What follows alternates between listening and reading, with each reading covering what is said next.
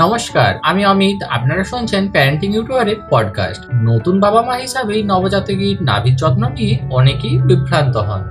নবজাতকের যত্ন নেওয়া নতুন বাবা মায়ের জন্য খুবই গুরুত্বপূর্ণ, বিশেষ করে শিশুর নাভির যত্ন। অনেক সময় দেখা যায় শিশুর নাড়ি শুকাতে দেরি হয় বা ইনফেকশন দেখা দেয়। তাহলে এর কারণ কি? কিভাবে নবজাতকের নাড়ির সঠিক যত্ন নেবেন?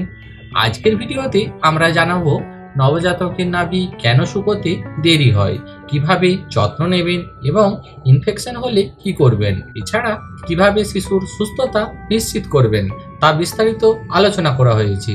চলুন শুরু করা যাক। নবজাতকের নাভি শুকাতে দেরি হলে কি কি করণীয়। 1. নবজাতকের নাভি স্বাভাবিকভাবে কতদিনে শুকায়? সাধারণত নবজাতকের নাভির নাড়ি জন্মের 5 থেকে 15 দিনের মধ্যে শুকিয়ে পড়ে যায়। প্রথম কয়েকদিন এটি কালচে বা বাদামি হতে পারে। যদি 3 সপ্তাহের বেশি সময় লাগে তবে অবশ্যই চিকিৎসকের পরামর্শ নেওয়া উচিত। 2. নবজাতকের নাভি শুকাতে দেরি হওয়ার কারণ। কিছু কারণে নবজাতকের নাভি শুকাতে দেরি হতে পারে, যেমন নাভির জায়গাটি ভিজে থাকলে, অতিরিক্ত তেল বা মলম ব্যবহার করলে, সংক্রমণ বা ইনফেকশন হলে, শিশুর রোগ প্রতিরোধ ক্ষমতা দুর্বল হলে। 3. শিশুর নাভি পরিষ্কার করার সঠিক সময়। নবজাতকের নাভি সবসময় শুকনো ও পরিষ্কার রাখতে হবে। নাভির অংশে কোনো ধরনের তেল, লোশন বা পাউডার লাগাবেন না। প্রতিদিন পরিষ্কার শুকনো কাপড় বা তুলা দিয়ে আলতোভাবে মুছুন। শিশুর ডাইপার এমন ভাবে পরাবেন যাতে এটি নাভির সাথে না ঘষা লাগে। 4.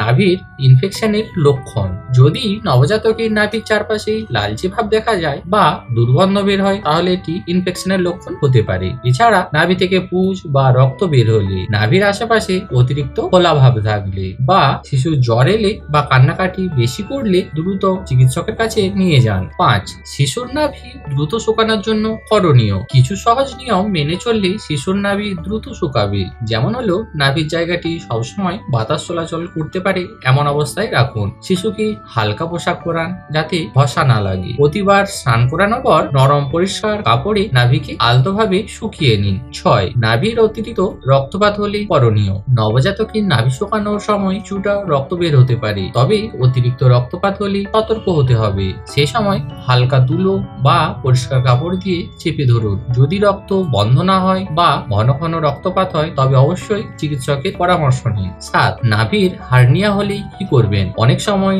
নবজাতকের নাভি ফুলে যেতে পারে, যা আম্বিলিকাল হার্নিয়া নামে পরিচিত।